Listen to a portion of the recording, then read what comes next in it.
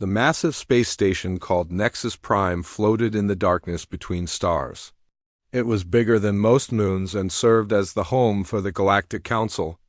Inside its giant halls, 12 different alien species gathered for an important meeting.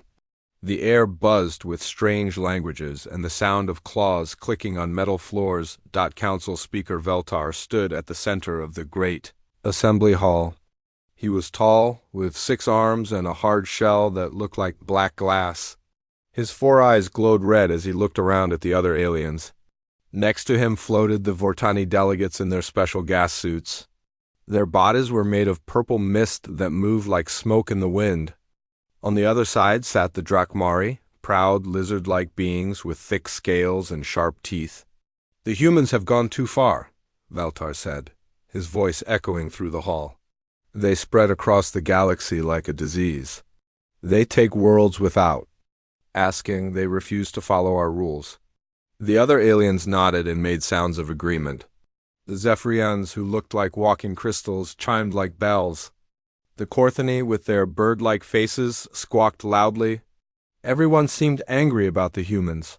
"We have tried to be patient," continued Veltar. "We sent warnings. We offered them a place in our order, but they ignore us.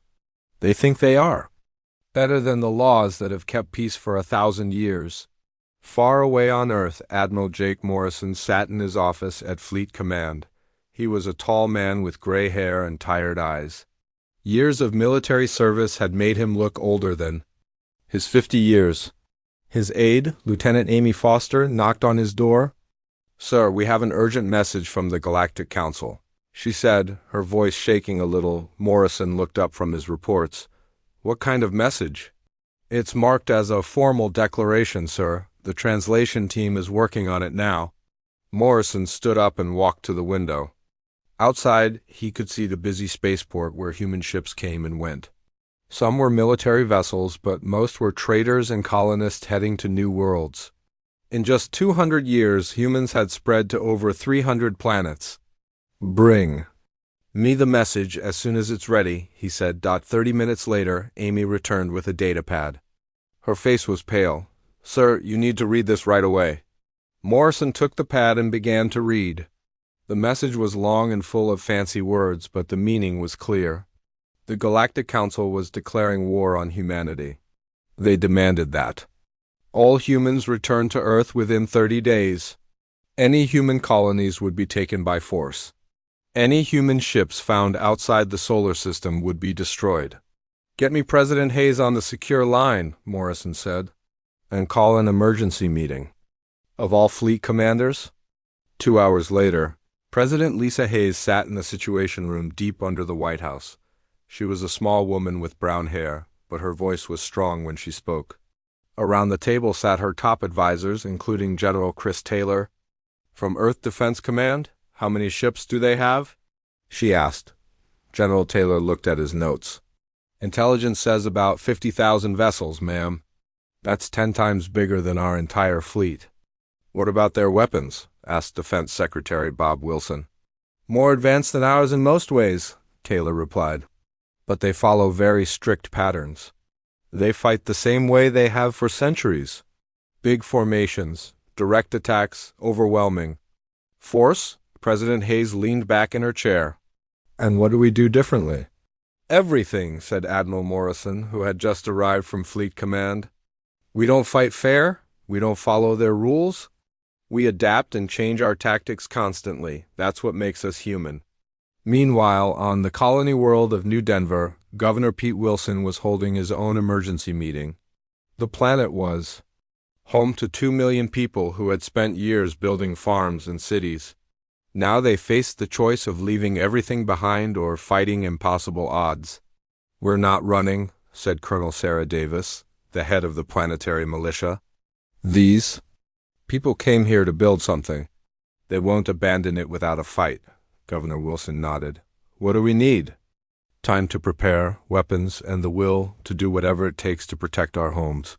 Back on Nexus Prime, the Council finished their vote. Every species agreed to the war. Fleet Commander Zarthul, a massive Drakmari with scars covering his scales, stood to address the assembly. Our combined fleet will crush the humans quickly, he said. They are young and weak. They have no real military tradition.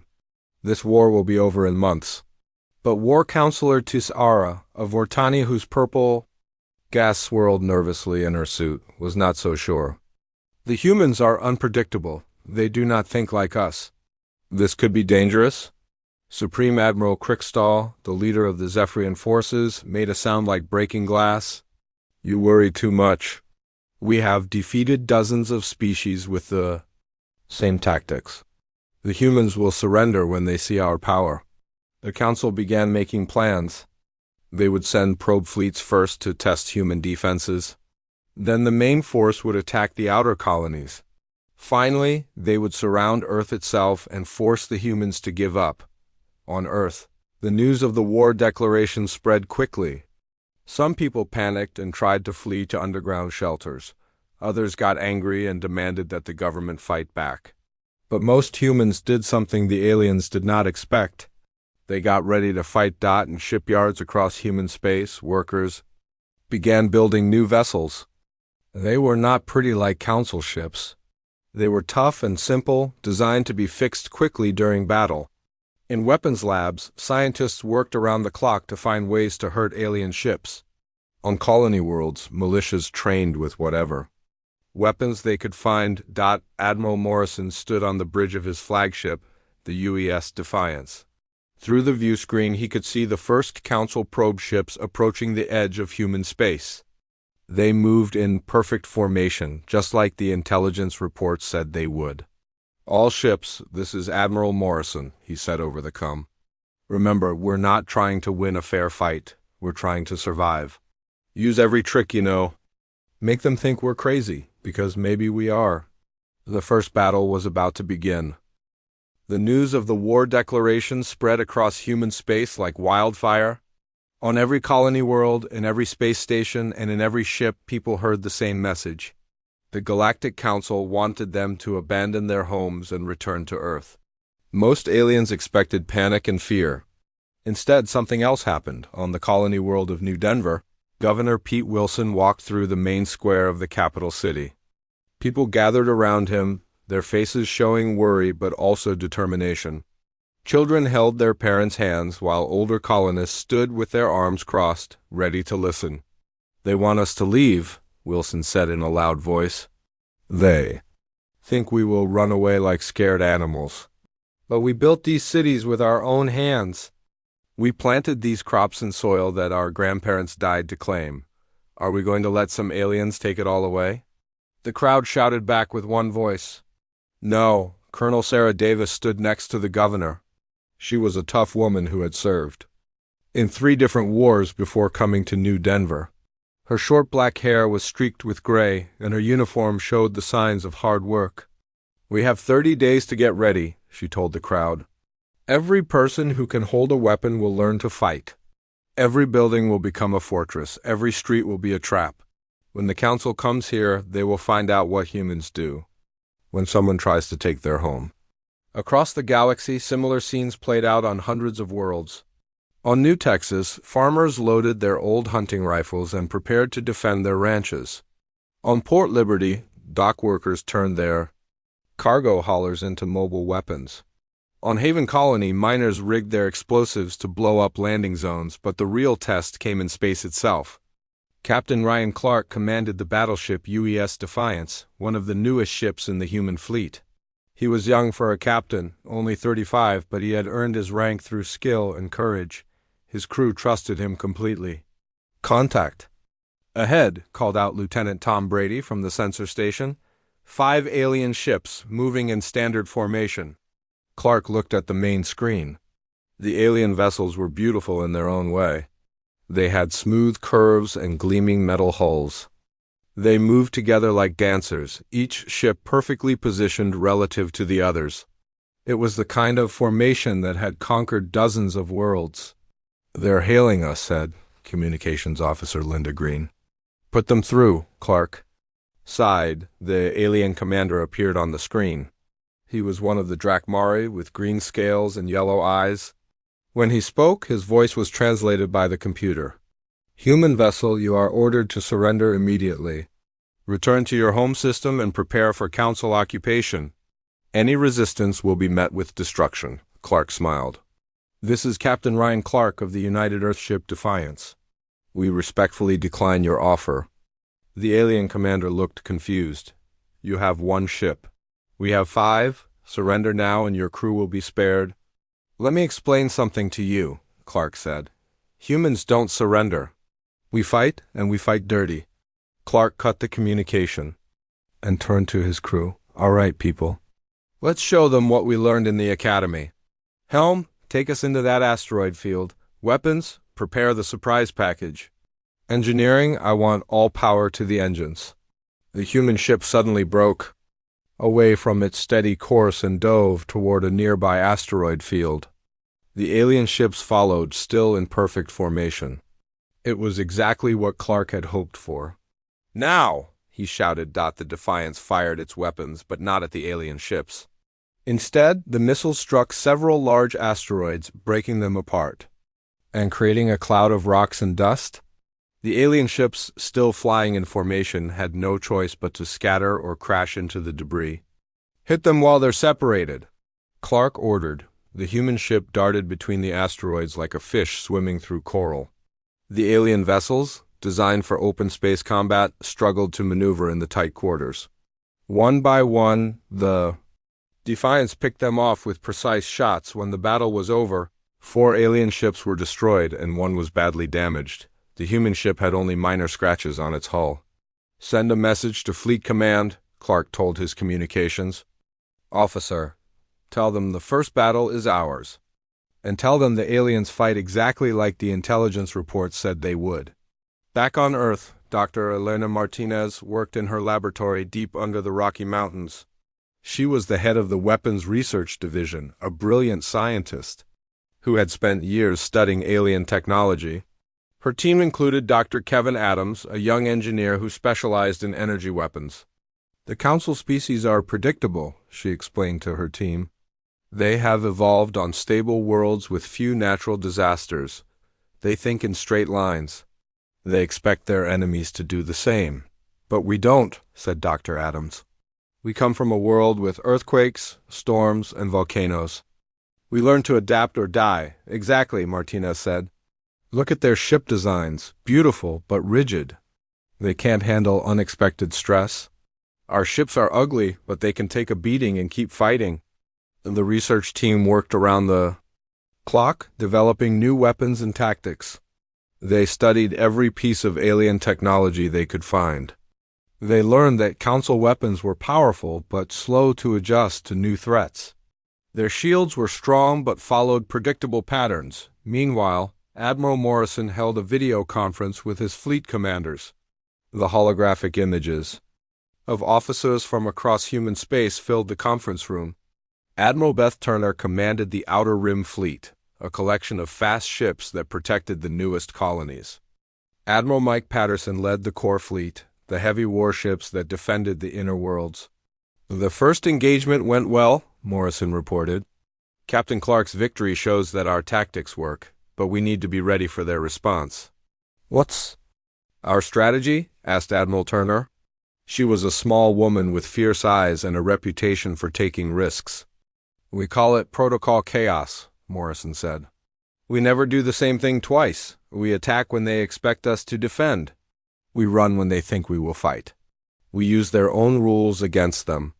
Admiral Patterson, a big man with a gray beard, nodded slowly. My ships are ready, sir. We've been training for this kind of war for years. Good, Morrison said. Remember, we don't have to win every battle. We just have to survive long enough to make them realize this war will cost more than they want to pay. On colony worlds across human space, the preparations continued. Families said goodbye to their children as evacuation ships took the youngest colonists to safer worlds.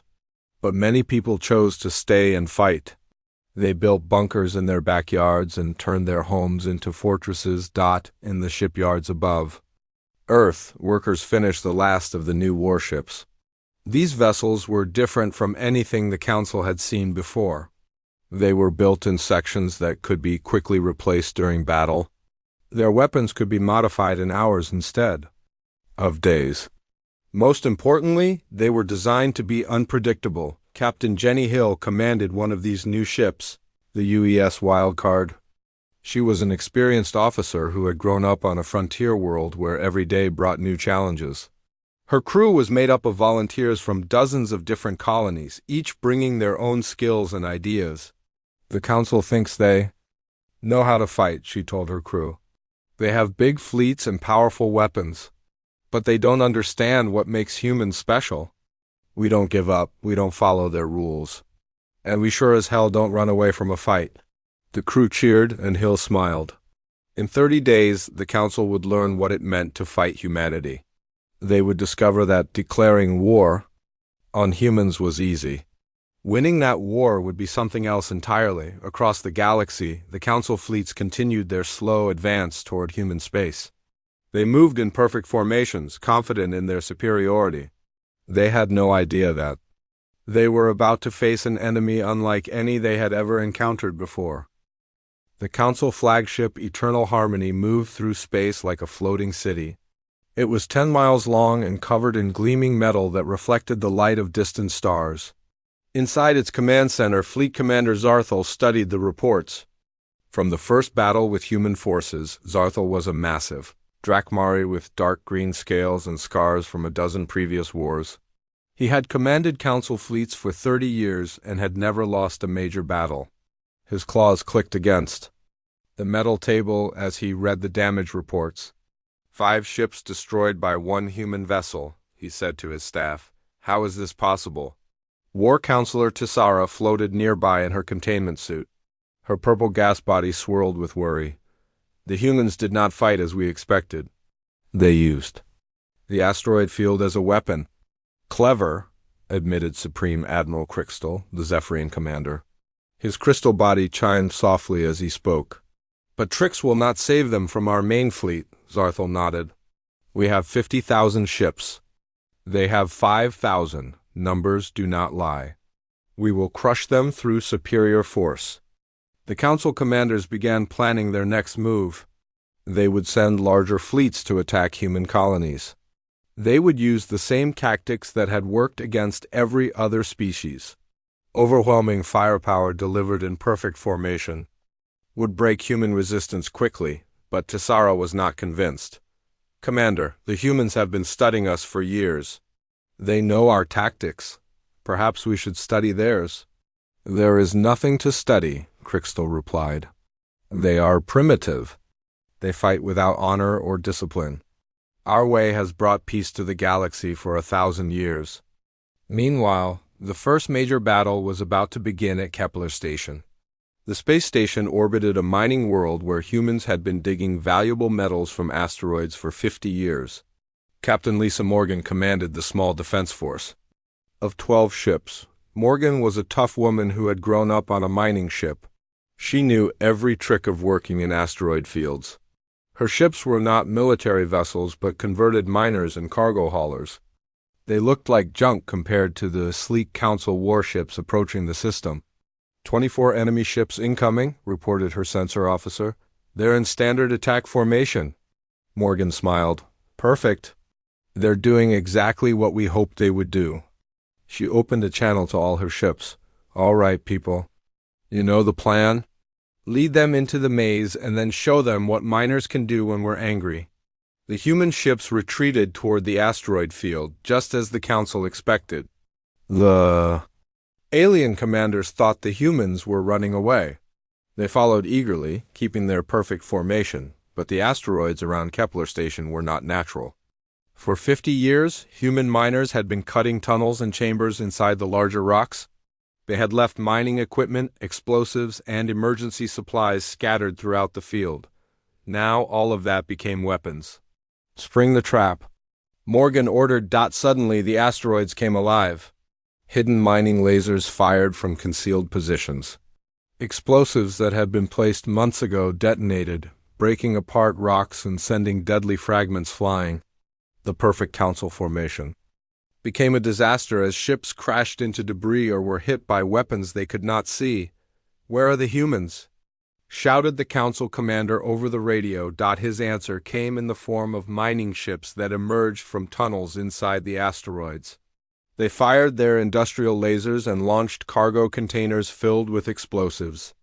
The human ships darted between the rocks like fish in a coral reef, using their knowledge of the maze to strike and disappear.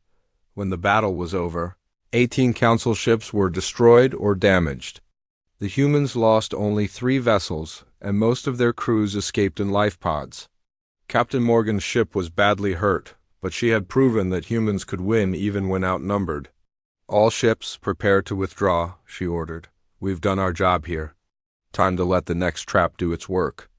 The human ships scattered in different directions, leaving the confused council forces to wonder where they had gone. The aliens tried to follow, but the asteroid field was full of traps and dead ends. Several ships were lost to hidden explosives.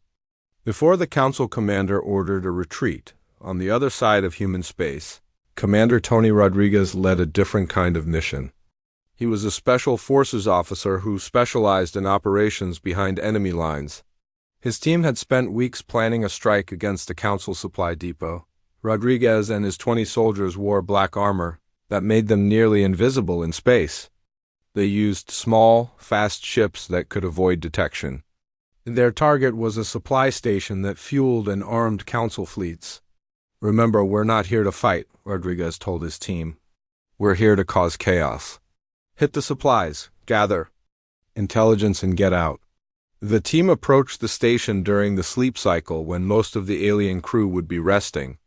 They attached their ships to the station's hull and cut through the metal with plasma torches. Within minutes, they were inside. The station was huge, with corridors that stretched for miles. The human soldiers split into small groups, each with a specific target. Some went to the fuel storage areas. Others headed for the weapons magazines. A few made their way to the computer centers. Rodriguez led his group toward the main power plant. They moved quietly through the corridors, avoiding the automated security systems. When they reached their target, they planted explosives throughout the facility. 30 minutes, Rodriguez said into his radio. "Everyone out in 30 minutes. The human soldiers worked quickly and efficiently. They destroyed fuel tanks, weapon stores, and communication equipment. They downloaded computer files and planted viruses in the alien systems. By the time the station's crew realized what was happening, the damage was done. The explosions lit up space like a small sun. The supply depot broke apart, sending debris flying in all directions. 3 council fleets would have to return to base for refueling and rearming. The war effort was set back by months. Rodriguez and his team escaped in the confusion. They had lost 2 soldiers, but they had struck a blow that would help the entire human war effort. More importantly, they had shown that nowhere in council space was safe from human attack. Back on Earth, Admiral Morrison reviewed the battle reports with satisfaction. The attacks at Kepler Station and the supply depot had gone exactly as planned. The council was learning that fighting humans was not like fighting other species. "They're getting frustrated," he told General Taylor. "Their commanders are starting to argue with each other. That's good for us." "What's our next move?" Taylor asked. "We keep doing what we're doing," Morrison replied. "Hit them where they don't expect it. Make them afraid to spread their forces too thin.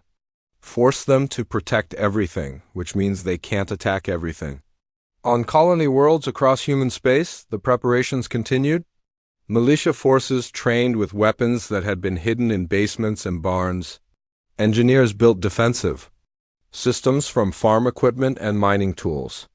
Children learned to hide in bunkers while their parents stood guard. The humans were not winning the war yet, but they were not losing either. More importantly, they were teaching the council that this would not be the easy victory they had expected.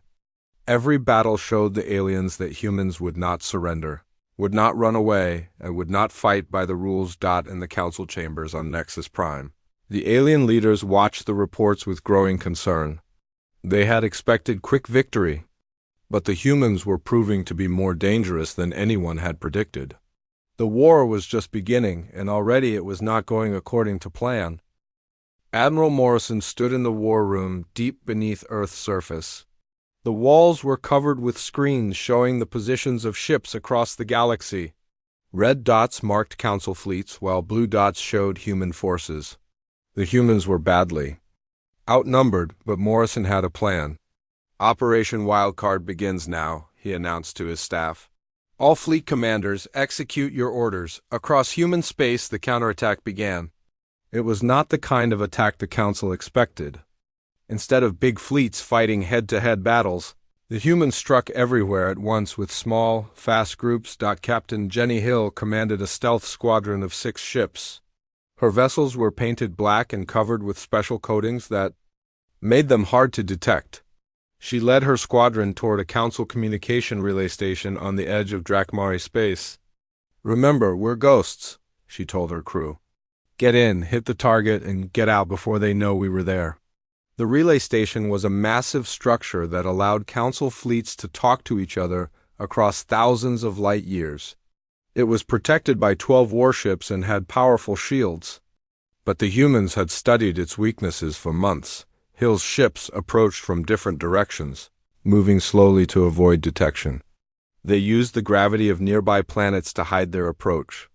When they were close enough, they fired. Special missiles that looked like space debris on Council sensors, the missiles struck the station's communication arrays, knocking out its ability to send messages. The defending ships tried to respond, but without communications, they could not coordinate their defense. Hill's squadron picked them off one by one, then escaped into hyperspace. Target destroyed, Hill reported. 3 entire Council fleets. Just lost contact with their commanders. Similar attacks happened across the galaxy. Major Dan Foster led ground forces on the planet Zarian, where the Council had built a major supply base. His soldiers did not try to capture the base. Instead, they destroyed key facilities and disappeared into the wilderness. Foster was a veteran of jungle warfare on Earth.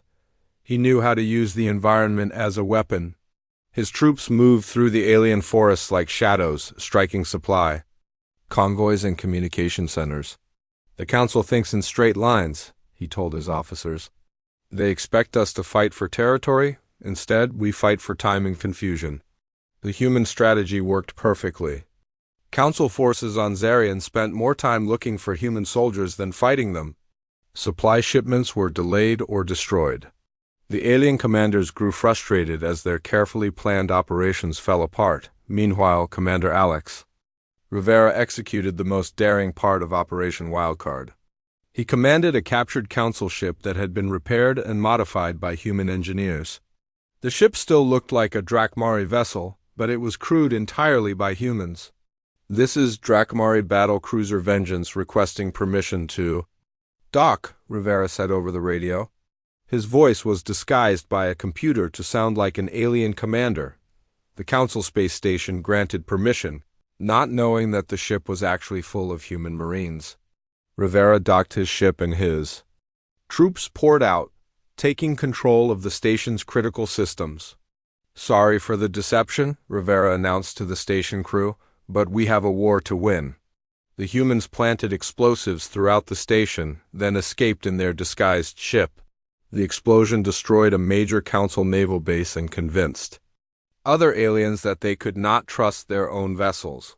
Back on Earth, Dr. Martinez worked feverishly in her laboratory. She had been developing new weapons that could adapt to alien technology in real time.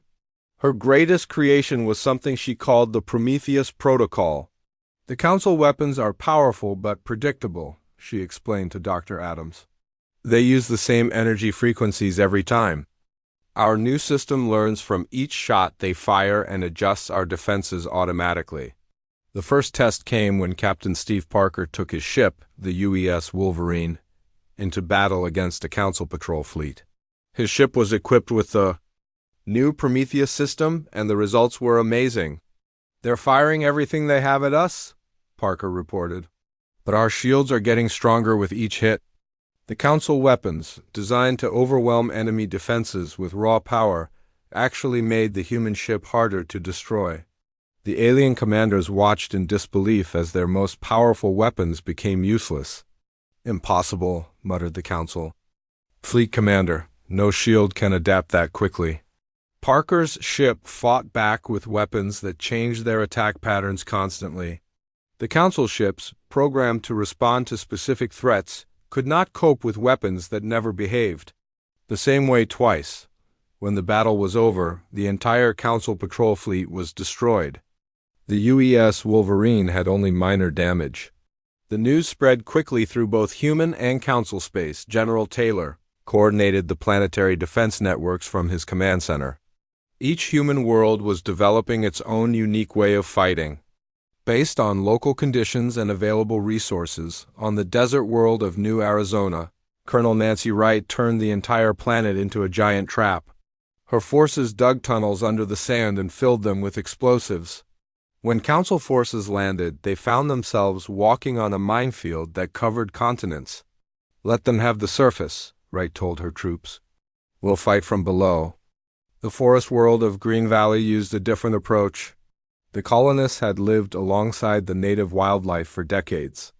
Now they trained the local animals to attack alien invaders. Council troops found themselves fighting not just humans, but entire ecosystems. On the ice world of Northstar, the defenders used the extreme cold as a weapon. They built their fortifications from ice that was harder than steel. Their weapons were designed to work in temperatures that would freeze Council equipment solid. The variety of human tactics confused the Council commanders. They were used to fighting enemies who had one way of making war. Humans seemed to have 1,000 different ways, and they changed their methods constantly. Fleet Commander Zarthel studied the reports from across the war zone. His forces were winning individual battles, but they were losing the war. Every victory cost more than expected, and the humans seemed to have unlimited ways of fighting back. "They do not fight with honor," he complained to his staff. "They strike. From ambush, they use deception. They turn our own weapons against us." War Counselor Tessara's gas body swirled with concern. "Perhaps that is why they are winning. We fight as we have always fought. They fight as they must to survive." Supreme Admiral Crystal's crystal body chimed angrily. "We have superior numbers and technology. We cannot lose to these primitives." "And yet we are losing," Tessara replied quietly. The Council had expected to crush human resistance in a few months. Instead, the war was spreading across the galaxy. Human tactics were being copied by other species who had been conquered by the Council. Rebellions were breaking out on worlds that had been peaceful for centuries. Admiral Morrison reviewed the latest reports with satisfaction. Operation Wildcard had succeeded beyond his wildest dreams. The Council was no longer advancing. Instead, they were trying to protect their own territory from human attacks. "Phase 2 begins tomorrow," he announced. "Now we show them what happens when humans stop playing defense and start playing offense." The war was entering a new phase, and the Council was about to learn that declaring war on humanity had been the biggest mistake in their long history. The humans were no longer just defending their homes. They were taking the fight to the enemy, and they were winning. The Council chambers on Nexus Prime buzzed with angry voices. Fleet commanders from 12 different species argued loudly while their leaders tried to restore order. The war that was supposed to last months had been going on for over a year, and the humans were winning. Fleet Commander Zarthel slammed his clawed fist on the metal table. "They captured 3 of our core worlds in 1 week. 3 worlds that have been under Council control for centuries." War Counselor Tessara floated nervously in her containment suit. Her purple gas body swirled faster than usual, showing her distress. "The humans do not fight like any species we have encountered. They use our own tactics against us." "Explain," demanded Supreme Admiral Crystal. His crystal body chimed with frustration. "They captured our ships," Tessara replied. "Then they used those ships to attack our bases. Our own forces fired on vessels they thought were allies." The confusion was complete. The truth was even worse than the Council leaders knew. Captain Clark had led the liberation of New Terra Colony, where Governor Mary Johnson had been organizing resistance movements for months. The humans had not fled when the Council occupied their world. Instead, they had gone underground. "Welcome back," Governor Johnson said as Clark's Marines secured the planetary capital. She was a small woman with gray hair, but her eyes burned. With determination, "We've been waiting for you." The liberation of New Terra had taken only 6 hours. The Council-occupying forces found themselves fighting an entire population that knew every street, every building, every hiding place. Meanwhile, Clark's ships attacked from orbit, using precise strikes that avoided civilian areas. "How many Council troops were on this world?" Clark asked. 50,000, Johnson replied. "But we made their lives miserable every day. They spent more time looking over their shoulders than governing." The same pattern repeated across human space. On world after world, human populations had refused to accept Council rule. They had sabotaged equipment, disrupted communications, and made life impossible for their occupiers. When the liberation fleets arrived, the Council forces were already demoralized and confused. Admiral Patterson coordinated the largest human fleet action of the war at Centauri Junction. The space around the star system was filled with asteroid mines and space stations that controlled trade routes to dozens of worlds. The Council had fortified the area with their most powerful ships. "This is where we prove that humans can win a straight fight," Patterson told his captains. He was a big man with a gray beard who had spent 40 years in the Navy. His flagship, the UES Constitution, was the largest ship in the human fleet. Captain LaVar Davis commanded the heavy cruiser UES Liberty. She had grown up on a military base and had been fighting the Council for 2 years. Her ship's hull was covered with scars from previous battles, but her crew was the best in the fleet. "Enemy fleet in sight," she reported. 47 ships in standard formation. Commander Frank Miller led a squadron of fast attack ships. His vessels were small but deadly, designed to strike quickly and escape. "We're ready to execute the chaos pattern," he announced. The Battle of Centauri Junction began like many Council engagements. The alien ships moved in perfect formation, firing their weapons in coordinated volleys.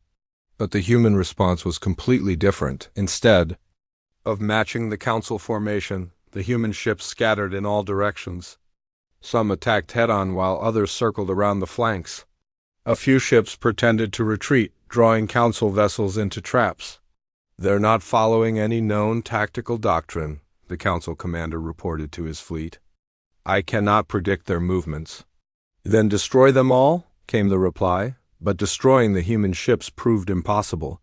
Every time the Council forces focused on one group, another group would attack from a different direction.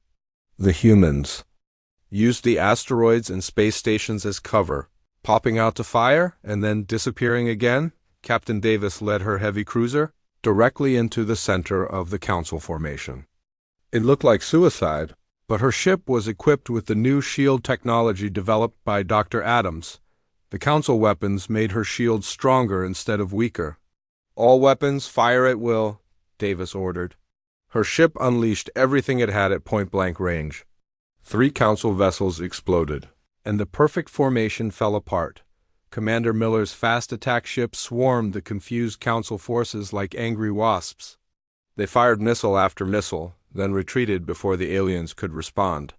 The space around Centauri Junction became a chaotic mess of explosions and debris. When the battle was over, 38 Council ships were destroyed or disabled. The humans lost only 9 vessels and most of their crews were rescued. The victory sent a message across the galaxy that humans could win even the biggest battles. Back on Earth, Dr. Adams continued to improve the shield technology that was changing the war. His new defensive systems could adapt to any weapon the Council used. More importantly, they could share information with other ships instantly. "Each battle makes our entire fleet stronger," he explained to Admiral Morrison. "Every time the Council shoots at us, our computers learn something new. Then every human ship gets that knowledge." Chief Engineer Bob Thompson was installing the new systems aboard the UES Intrepid when the ship was attacked by a Council patrol. The battle became a test of the latest human technology.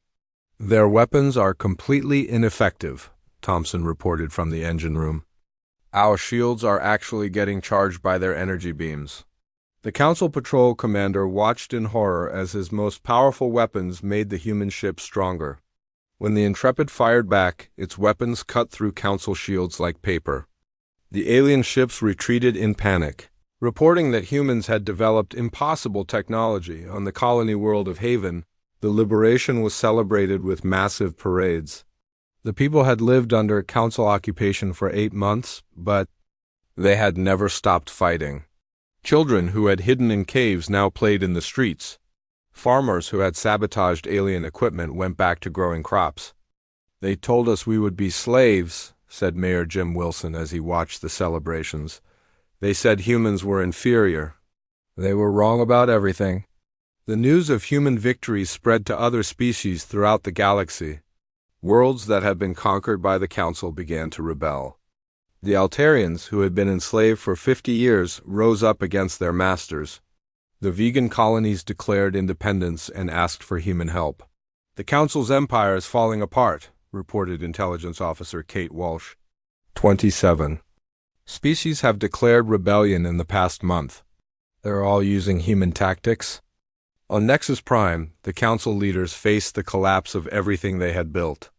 Their perfect order was crumbling as species after species chose freedom over security. "We must negotiate," Tassara said during an emergency session. "The humans have shown us that our way is not the only way." "Never," Crystal chimed angrily. "We do not negotiate with primitives." But Fleet Commander Zarthal was no longer sure who the primitives were. The humans had outfought, and outmaneuvered the combined forces of 12 advanced species. Maybe it was time to admit that the Council's 1,000-year reign was coming to an end. Admiral Morrison stood on the bridge of his flagship as it approached the edge of Council space. Behind him came the largest human fleet ever assembled. Ahead lay Nexus Prime in the final battle of the war. "All ships, this is Admiral Morrison," he announced. "We came this far to protect our homes. Now we finish what they started." The massive human fleet approached Nexus Prime like a storm cloud rolling across space. Admiral Morrison stood on the bridge of his flagship, watching the Council's home station grow larger on the main screen. Behind him came over 1,000 ships, representing every human colony and many allied species who had joined the fight for freedom. "Nexus Prime is heavily defended," reported Captain Hill from her position in the fleet. 500 Council ships and enough weapons to destroy a planet," Morrison nodded. "They expect us to attack head-on and try to destroy the station. That's exactly what we're not going to do." The Council defenders waited in perfect formation around their home base. Fleet Commander Zarthal commanded the defense from his flagship. He had learned to respect human tactics over the past 2 years, but he was confident that no force could break through such massive defenses. "Let them come," he told his officers. "This is our home. We will fight to the last ship." But Admiral Morrison had no intention of destroying Nexus Prime. His plan was much more clever than that. While the main fleet approached from the front, smaller human forces moved to attack the station's infrastructure. Captain Jenny Hill led a stealth squadron toward the power generators that kept Nexus Prime running. Her ships moved through the debris field that surrounded the station, looking like pieces of space junk on Council sensors. "Remember, we want to shut down their systems, not blow them up," she told her pilots.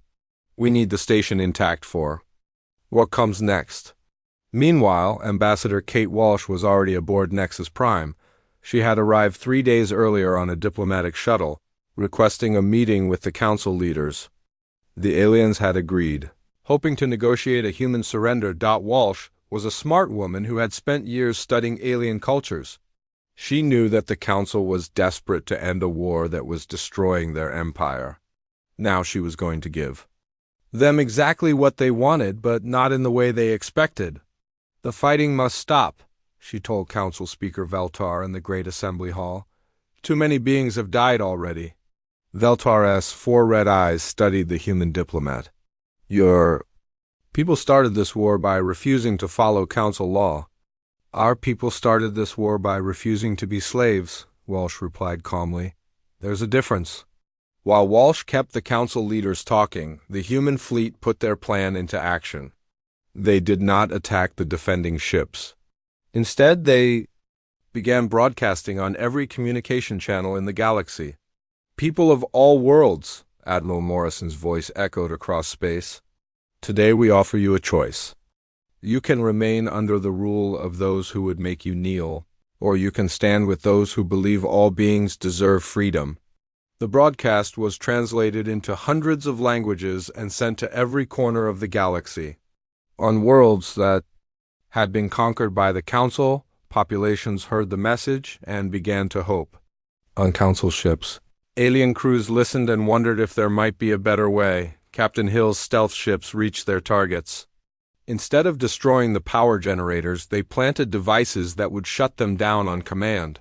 Other human teams did the same to communication arrays, weapon systems, and life support controls. "All teams in position," Hill reported, "ready to execute shutdown on your order." In the assembly hall, Ambassador Walsh continued her negotiations, but she was not trying to surrender. She was buying time for the final phase of the human plan. "The Council has ruled for 1,000 years, she said. "But what have you really accomplished? You've created an empire built on fear and submission. Is that the legacy you want?" Council Speaker Veltar rose from his throne. "We brought order to chaos. We ended the wars between species." "You ended the wars by making everyone too afraid to fight," Walsh replied. "But fear is not peace. It's just fear wearing a mask." Outside the station, the human fleet began a demonstration that shocked the watching Council forces. Instead of attacking, they started rescuing survivors from damaged Council ships.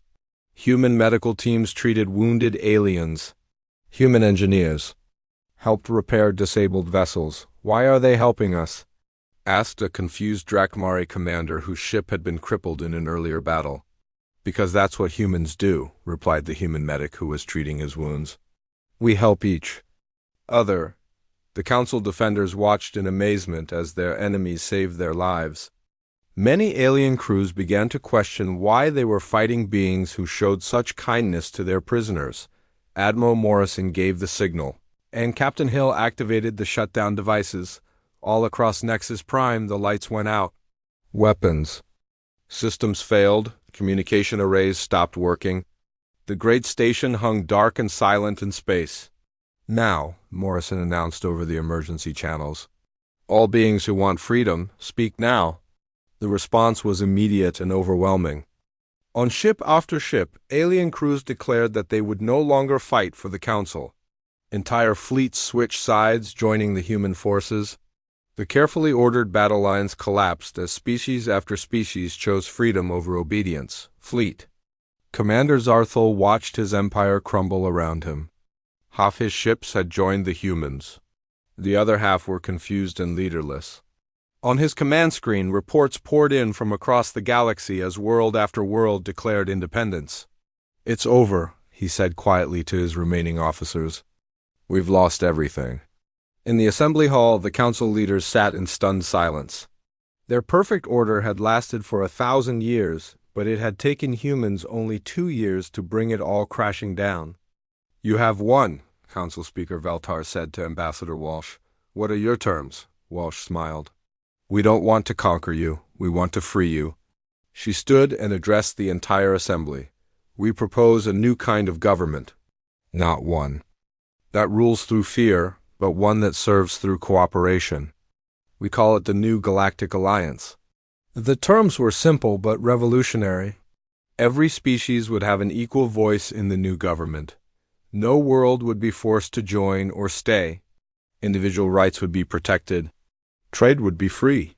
Most importantly, no one would ever again be forced to kneel before anyone else. Dr. Martinez arrived on Nexus Prime with a team of scientists. She presented the human doctrine to the assembled delegates. It was a new way of thinking about conflict and cooperation based on adaptability, creativity, and the belief that diversity made everyone stronger. "You thought we were primitive," she told the alien leaders. "But we've shown you something your perfect order never could. We've shown you that strength comes not from control, but from the freedom to grow and change." General Taylor demonstrated how human military thinking could strengthen the galaxy's defenses. Instead of rigid formations and predictable tactics, he showed how flexibility and innovation could defeat any threat. The universe is full of dangers, he said. But if we face them together, using all our different strengths, we can overcome anything. The vote was unanimous. Every species agreed to join the new Galactic Alliance. Even the former council leaders accepted positions in the new government, acknowledging that the human way was better than their old methods. Admiral Morrison became the first Supreme Commander of the Alliance fleet. His job was not to conquer worlds, but to protect them. Captain Rodriguez, now promoted to Admiral, took command of the new joint forces where humans and aliens work side by side. The ceremony took place in the same assembly hall where the war had been declared 2 years earlier. But now the hall was filled with representatives of free peoples, not conquered subjects. President Hayes gave the final speech. Today we prove that the galaxy is big enough for everyone. We don't need to be the same to work together, we just need to be free. In the end, the humans had done exactly what they always did when faced with impossible odds. They refused to give up. They adapted and changed and found a way to win. But their greatest victory was not defeating the Council. It was showing the entire galaxy that there was a better way to live. Years later, when beings across the galaxy told the story of the Great War, they always ended with the same words. The Galactic Council declared war, expecting humans to surrender. Instead, humanity remained unshaken, and in doing so, they shook the entire galaxy awake.